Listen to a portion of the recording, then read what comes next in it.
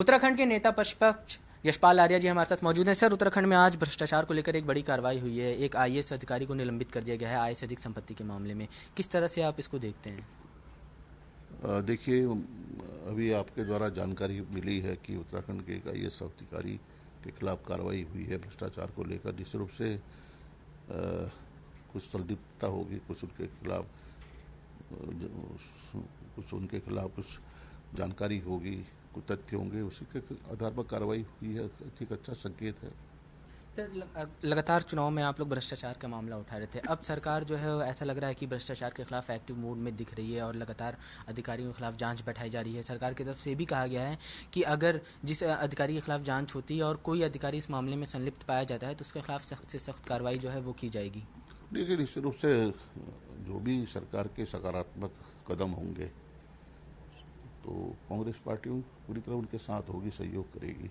हमने तो हमेशा कहा कि हम रचनात्मक भूमिका निभाएंगे, सरकार को सकारात्मक सहयोग देंगे और जो मुद्दे हैं, जो विकास के मुद्दे हैं, जो महंगाई का सवाल है, जो बेरोजगारी का सवाल है और जो किसानों के साथ अन्याय हो रहा है, उनकी आय दुगनी करने का प्रश्न है, रिवर्स प्लान की बात है, गैर शहर राजधानी का मुद्दा है, इन मुद्दों तो हमेशा जीवंत रहेंगे। इन मुद्दों को लेकर कांग्रेस हमेशा सरकार को बाध्य करेगी इन सवालों का जवाब देने के लिए। सर, राहुल गांधी से ईडी ने लगातार 50 घंटे से ज़्यादा 5 दिनों में पूछताछ की है। कांग्रेस ये आरोप लगा रही है कि ये एक तरह से डराने धमकाने के लिए और दबाने के लिए कार्रवाई की जा रही है।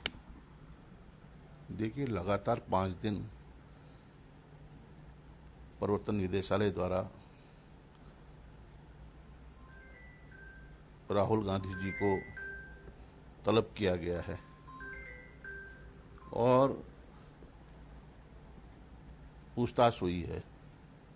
लेकिन अगर इस तरह इसके पीछे के परिदृश्य में जाएं तो सच इससे अलग है। कोई एफआईआर दर्ज नहीं है, कोई माननीय न्यायालय द्वारा कोई उसमें कोई निर्देश जारी किए गए हैं। ईडी द्वारा ने भी कोई उसमें एफआईआर नहीं है। तो आखिरकार जब एफआईआर बिना प्राथमिकी दर्ज के बगैर आप लगातार बार बार सवाल करेंगे, तलब करेंगे, तो सवाल तो उठेंगे ही उठेंगे, स्वाभाविक है। बेबुनियाद और तथ्यहीन आरोपों के जरिए हमारे नेताओं को आप प्रताड़ित करेंगे तो कांग्रेस में निश्चित आक्रोश तो पैदा होना ही स्वाभाविक है। सर, बीजेपी का ये कहना है कि राहुल गांधी डर क्यों रहे हैं, कांग्रेस क्यों डर रही है, क्यों इस तरह के प्रदर्शन कर रही है। जो आरोप है उनका सामना किया करे, जो फैसला होगा वो अदालत करेगी, लेकिन इस तरह से प्रदर्शन करना और सड़कों पर उतरना गलत है। तो शांतिपूर्ण प्रदर्शन करना, अपने सरकार अपने नेताओं के खिलाफ अगर कोई कार्रवाई होती है जिसपे कोई तथ्य नहीं है, सबूत नहीं है, साक्ष्य नहीं है, तो क्या कांग्रेस चुप रहेगी? कांग्रेस तो लड़ाई लड़ेगी ना। हमारे नेता हैं जिनका एक इतिहास है, बलिदान का इतिहास है, त्याग का इतिहास है, समर्पण का इतिहास है, और उस परिवार के साथ अगर जाति जुल्म करेंगे तो कांग्रेस तो सड़कों पर आना स्वाभाविक है। सर, अग्निपथ को लेकर भी कांग्रेस काफ़ी ज़्यादा मुखर है और लगातार ये कहा जा रहा है कि अग्निपथ योजना जो है वो उससे युवाओं को बेरोजगारी होगी और सही तरीके से लागू नहीं की गई। विपक्ष के नेताओं से बातचीत नहीं की गई, बिना बातचीत के वे या मंथन के वे इस योजना को लागू कर दिया गया है। अब देखिए, आज का नौजवान, देश का नौजवान बेरोजगारी की ओर कदम बढ़ा रहा है, बेरोजगार है। रोजगार के अवसर धीरे धीरे समाप्त हो रहे हैं और देश का नौजवान सेना में जाकर सेवा करना चाहता है, देश की सेवा। और केंद्र सरकार ने जो अग्निपथ के नाम से नई योजना, भर्ती योजना की शुरुआत की है, 3 साल 6 महीने रोजगार, नौकरी और 6 महीने प्रशिक्षण, ट्रेनिंग दी जाएगी। उसके बाद वो रिटायर हो जाएंगे। उसके बाद क्या होगा भविष्य? सेना जैसे महत्वपूर्ण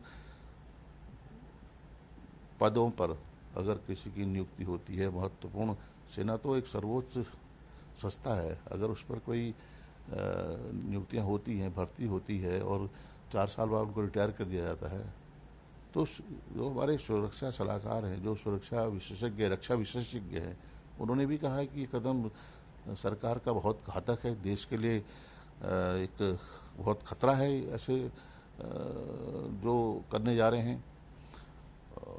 और नौजवानों में उबाल है, आज वो प्रदर्शन कर रहे हैं, उन पर लाठीचार्ज हो रहा है, उन पर बर्बरतापूर्वक कार्रवाई हो रही है। कांग्रेस अध्यक्ष जी ने, श्रीमती सोनिया गांधी जी और हमारे नेता राहुल गांधी जी ने लगातार ये कहा है कि हम न्याय की लड़ाई में युवाओं के साथ हैं। हमसे भी कहा गया है कि आप इस लड़ाई को अपने हाथ में लें, लेकिन नौजवानों से ये भी अपील की है कि शांति से, संयम से संयम अपनाएं, शांति का रास्ता चुनें, प्रदर्शन करें, हिंसात्मक न हो। कहीं आप आगजनी, पत्थरबाजी न करें, बिल्कुल शांत पूर्वक आप ये प्रदर्शन करें, हम आपके साथ हैं।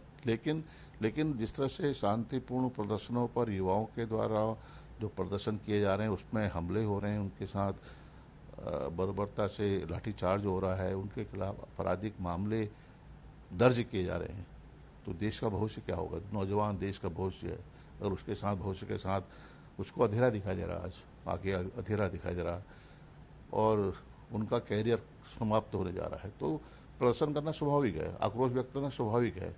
लेकिन सर, बीजेपी ये कह रही है कि अग्निपथ योजना से युवाओं को ही फायदा होगा, सेना में रोजगार के अवसर मिलेंगे। कई ऐसे राज्य हैं जहां पर ये घोषणा की गई है कि जो अग्निवीर होंगे, जो 4 साल बाद रिटायर होंगे, उनको दूसरी सेना, दूसरे सरकारी का में जो है प्रिविलेज दिया जाएगा। उत्तराखंड से भी सर बड़ी संख्या में युवा जो हैं सेना में भर्ती होते हैं।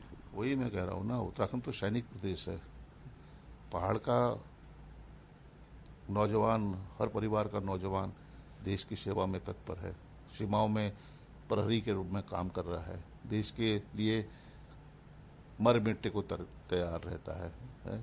और आज वहाँ उत्तराखंड में बहुत ज़्यादा गुस्सा है नौजवानों में, युवाओं में, जिन्होंने शारीरिक परीक्षा पास की है, फिजिकल टेस्ट,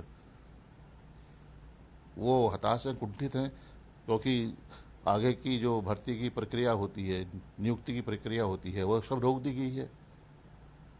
तो प्रदर्शन कर रहे नौजवान हमारे यहाँ, लाठीचार्ज हुआ है, हल्द्वानी में बहुत बड़ा लाठीचार्ज किया है, उनके खिलाफ आपराधिक मुकदमे कायम हो गए हैं। तो हमारा ये कहना है कि ये लोग, सरकार कहे, कोई कहे कि ये किसी में पॉलिटिकल पार्टीज का हाथ है या विपक्ष का हाथ है, क्या हम नौजवानों को बरगला सकते हैं? क्या हम कह सकते हैं कि ये गलत है तो आप इसमें मत ज्वाइन कीजिए? नौजवान खुद समझदार हो चुका है, वो जानता है कि हमारा करियर क्या है, हमारा भविष्य क्या है और इससे हमें क्या मिलेगा। आखिरकार 4 साल के बाद, रिटायर होने के बाद हम कहाँ जाएंगे?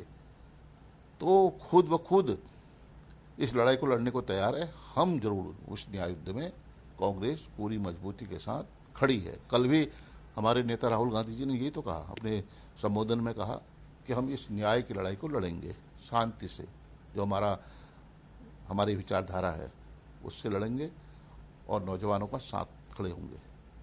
सर, लेकिन सेना की तरफ से भी बयान जारी किया गया और कहा गया कि इससे फ़ायदा ही होने वाला है लोगों को, जो युवा हैं जो सेना में आएंगे, और ये योजना वापस नहीं होगी। चाहे थल सेना की बात हो, वायुसेना की बात हो या फिर नौसेना की बात हो, नोटिफिकेशन जो है वो जारी कर दिए गए हैं तीनों सेनाओं की तरफ से, और जुलाई के पहले हफ्ते में भर्ती प्रक्रिया शुरू हो जाएगी।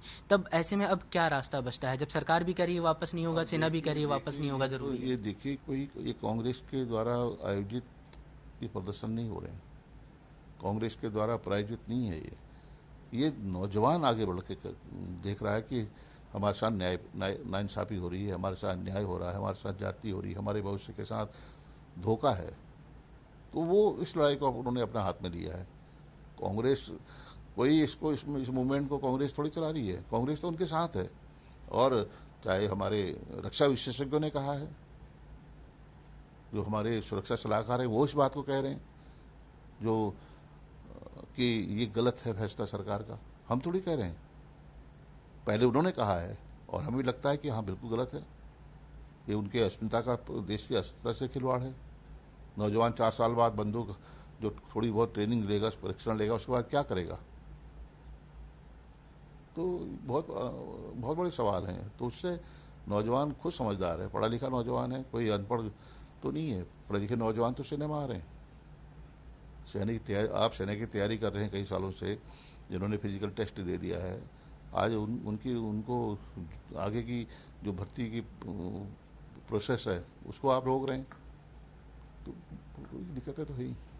बात करने के लिए शुक्रिया। कैमरा पर्सन रोहित के साथ अवैस अहमद उस्मानी, भारत समाचार, दिल्ली।